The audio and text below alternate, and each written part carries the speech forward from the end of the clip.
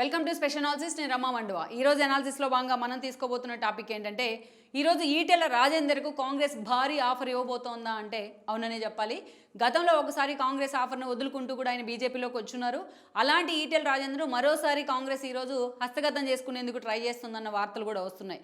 అది కూడా మొన్నటి ఎమ్మెల్యే ఎలక్షన్స్లో 2 చోట్ల నుంచి ఈటెల పోటీ చేసే ప్రయత్నం చేశారు. కేసీఆర్ మీద పోటీ పేరుతో గజ్వేల్ నుంచి బరిలో దిగున్నారు. అండ్ దెన్ తన సొంత కాన్స్టిట్యున్సీ అయిన హుజూరాబాద్ నుంచి పోటీ చేసి కౌశిక్ రెడ్డి చేతిలో ఆయన ఓడిపోవడం జరిగింది. తన అతి విశ్వాసంతో, ఆత్మగౌరవ నినాదాన్ని పక్కన పెట్టి అతి విశ్వాసంతో 2 చోట్ల పోటీ చేసిన ఈటెల మొన్నటి ఎన్నికల్లో మాత్రం పూర్తి స్థాయిలో 2కి చెడ్డ రేవడిగా మారారన్నది కూడా వాస్తవం. ఇక అదే స్థాయిలో ఈటెల మీద ఈరోజు బండి సంజయ్ వర్గం కూడా ఫైర్ అవుతూ వస్తుంది. అది ఎప్పటి నుంచో ఒక ఆధిపత్య పోరైతే ఉంది. అలాంటి ఈటెల రాజేందర్ని ఈ రోజు పార్టీలోకి తీసుకోవడం ద్వారా ఆయనకి కరీంనగర్ ఎంపీ స్థానం నుంచి పోటీ చేయించాలని కాంగ్రెస్ చూస్తోందన్న ప్రచారం కూడా ఉంది. ఎందుకంటే ఆ స్థాయిలో కరీంనగర్ స్థానంలో ఈరోజు కాంగ్రెస్కి ఒక సాలిడ్ క్యాండిడేట్ కూడా లేరు. అందుకే కాంగ్రెస్ అంత సీరియస్గా ఈటెల మీద ఫోకస్ పెట్టిందన్న ప్రచారం అయితే ఉంది. అదే సమయంలో ఈటెల కనుక కాంగ్రెస్లోకి వెళ్ళినట్లయితే బండి సంజయ్ మీద తన ప్రతీకారం తీర్చుకునే ప్రయత్నం చేస్తారా అన్న మరొక చర్చ కూడా ఇక్కడ ఆస్కారం వస్తూ ఉంది. ఎందుకంటే గతంలో మనం చూసినట్లయితే ఈటెల రాజేంద్ర డే 1 నుంచి కూడా టీఆర్ఎస్ ప్రస్థానంలో ఆయన ఇనిషియేషన్ అయితే ఉంది. కేసీఆర్తో పాటు అనేక సార్లు తన పదవులను కూడా రాజీనామా చేస్తూ వచ్చారు ఆయన. ఇక 2014లో కేసీఆర్ తొలిగా తెలంగాణ రాష్ట్రానికి సీఎం అయిన తర్వాత ఈటెల రాజేంద్రకి ఆ క్యాబినెట్లో కూడా స్థానం దక్కింది. అదే అలాగే కంటిన్యూ అవుతూ వచ్చింది. ఇక 2018 తర్వాత కూడా మరోసారి క్యాబినెట్లో స్థానం దక్కించుకున్నారు. అయితే ఆ తర్వాత రోజుల్లో మాత్రం ఈటెలకు కేసీఆర్కి వచ్చిన ఒక ఆధిపత్య పోరు ఈటెల మంత్రి పదవి నుంచి బర్తరఫ్ చేసే వరకు వెళ్ళింది. ఈ క్రమంలో ఆయన ఎమ్మెల్యే పదవిని వదులుకున్నారు. అండ్ దెన్ హుజూరాబాద్లో బీజేపీలో చేరి హుజూరాబాద్ నుంచి పోటీ చేశారు. ఒక ఆత్మగౌరవ నినాదంతో ఆ రోజు కేసీఆర్ నిలబెట్టిన వ్యవస్థలన్నిటికీ వ్యతిరేకంగా పోరాడుతూ ఎమ్మెల్యేగా గెలిచి బీజేపీ నుంచి అసెంబ్లీలో అడుగుపెట్టారు. అయితే ఈ క్రమంలో అప్పట్లో ఆయన ఈటెల రాజేందర్ టీఆర్ఎస్ నుంచి బయటకు వచ్చిన తర్వాత రేవంత్ రెడ్డిని కూడా కలుసున్నారు. కాంగ్రెస్ చేరేందుకు అన్ని సిద్ధం చేసుకున్నారు. కానీ ఆఖరి నిమిషంలో తన ఆస్తుల చుట్టూ కేసీఆర్ ఐటీ అధికారులు మోహరించిన తీరు కానీ, తన మీద తన ఆస్తులను జల్లెడబడుతున్న తీరు కానీ ప్రభుత్వం ఇలాంటి కారణాలతో ఆ రోజు ఆయన బీజేపీ జెండా కప్పుకునే ప్రయత్నం చేశారు.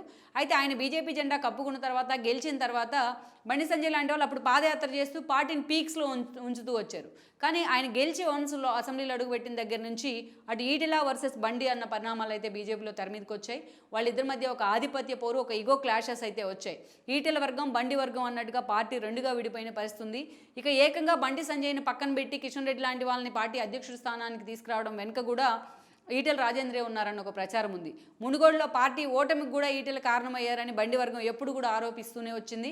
సో ఈ వ్యవహారం అంతా కూడా ఇవన్నీ కూడా ఈటెలకి నిజంగానే ఒక సెట్ బ్యాక్గా మారాయి. ఇక మొన్నటి ఎన్నికల్లో 2 చోట్ల నుంచి ఆయన పోటీ చేసిన 2 చోట్ల కూడా ఆయన ఓటమి పాలయ్యారు. సో బండి సంజయ్ మీద ఉన్న అభిమానాన్ని ఈరోజు ఈటెల మీద కోపంగా మారింది ఆ కార్యకర్తల్లో. చాలామంది బండి సంజయ్ ఫాలోయర్స్ కానీ బీజేపీ ఫాలోయర్స్ కానీ ఈరోజు ఈటెల రాజేందర్ని సోషల్ మీడియా వేదికగా ఆయన పూర్తి స్థాయిలో టార్గెట్ చేస్తూ వస్తున్నారు. పర్టికులర్లీ మొన్నటి ఎన్నికల్లో ఓటమి తర్వాత ఈటెల ఈరోజు సాఫ్ట్ టార్గెట్ అయ్యారు బండి ఫ్యాన్స్ కానీ, బండి అభిమానులు, ఈరోజు పార్టీ క్యాడర్కి కానీ. సో అలాంటి ఈటెలకి ఈరోజు కాంగ్రెస్ భారీ ఆఫర్ ఇచ్చే ప్రయత్నం చేస్తుందన్న చర్చ ఉంది. ఎందుకంటే కరీంనగర్ ఎంపీ స్థానం నుంచి బండి సంజయ్యే పోటీ చేయబోతున్నారు. ఆల్రెడీ అమిత్ షా కూడా క్లారిటీ ఇచ్చున్నారు. సో మొన్నటి అసెంబ్లీలో ఓడిపోయినప్పటికీ ఈసారి ఎంపీ స్థానం ఎలాగైనా గెలుచుకుంటాననే ధీమాతో బండి ఉన్నారు. ఈరోజు కాంగ్రెస్లో బండి మీద పోటీ చేసేందుకు ఆ స్థాయిలో అక్కడ ఒక స్ట్రాంగ్ ఫోర్స్ అయితే లేదు. సో అందుకే కాంగ్రెస్ అధిష్టానం ఈటెల రాజేందర్ని పార్టీలోకి తీసుకొచ్చే ప్రయత్నం చేస్తోంది. ఇప్పటికే ఆయనతో కొంతమంది నేతలు టచ్లోకి కూడా వెళ్ళారనే చర్చ జరుగుతోంది. ఇక అటు హుజూరాబాద్ మొదలుకొని కొన్ని కాన్స్టిట్యున్సీలో ఈటెలకు కూడా హోల్డ్ ఉంది. ఎందుకంటే ఆయన అదే జిల్లా కాబట్టి. సో అందుకని ఈరోజు ఈటెల రాజేందర్ లాంటి వాళ్ళని అక్కడ పెట్టినట్లయితే కాంగ్రెస్ తరపున బండి సంజయ్కి ఈజీగా చెక్ పెట్టొచ్చని కాంగ్రెస్ అధిష్టానం లెక్కలు కడుతూ వస్తోంది. ఈ క్రమంలోనే ఈటెలతో రేవంత్ రెడ్డి అనుకో టచ్లోకి వచ్చినట్టుగా కూడా ఒక ప్రచారం అయితే ఉంది. బట్ ఈరోజు ఈటెల రాజేందర్ నిజంగా కాంగ్రెస్ ఆఫర్ని అంగీకరించి కాంగ్రెస్లోకి వెళ్ళినట్లయితే బండి సంజయ్ మీద పూర్తిగా ప్రతీకారం తీర్చుకునేందుకు కూడా తనకు అవకాశం ఉంటుందా అనేది ఇంకో చర్చ. బట్ ఇక్కడ చూసినట్లయితే బండి సంజయ్కి నిజంగానే కరీంనగర్ పార్లమెంటు పరిధిలోని అసెంబ్లీ కాన్స్టిట్యున్సీలో ఒక సీరియస్ హోల్డ్ ఉంది. అలాంటి బండికి ఎంతవరకు ఈటెల రాజేందర్ చెక్ పెడతారనేది అయితే మాత్రం ఒక $1 మిలియన్ ప్రశ్న అనుకోవాలి. బట్ కాంగ్రెస్ ఆఫర్కి అసలు ముందుగా ఈటెలు ఎంతవరకు అంగీకరిస్తారనేది కూడా మనం చూడాల్సి ఉంది. ఈ వీడియో మీకు నచ్చినట్లయితే please share, like and subscribe R24 Telugu.